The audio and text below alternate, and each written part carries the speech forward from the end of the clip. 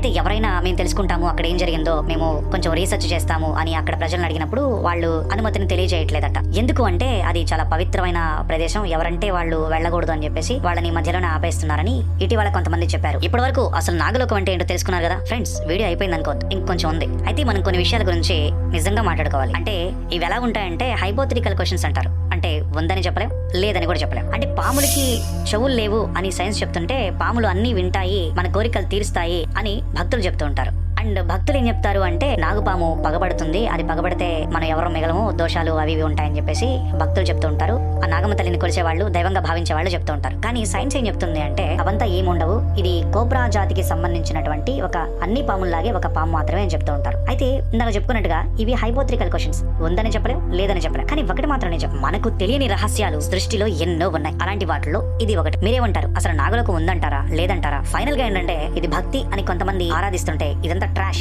అని కొట్టుపడేసే వాళ్ళు కొంతమంది ఉన్నారు. మీరేమంటారు? కింద కామెంట్ చేయండి. ఇది వాటి వీడియో నచ్చితే లైక్ చేయండి, మీ ఫ్రెండ్స్ కి షేర్ చేయండి, మీ అభిప్రాయాన్ని కామెంట్ చేయండి.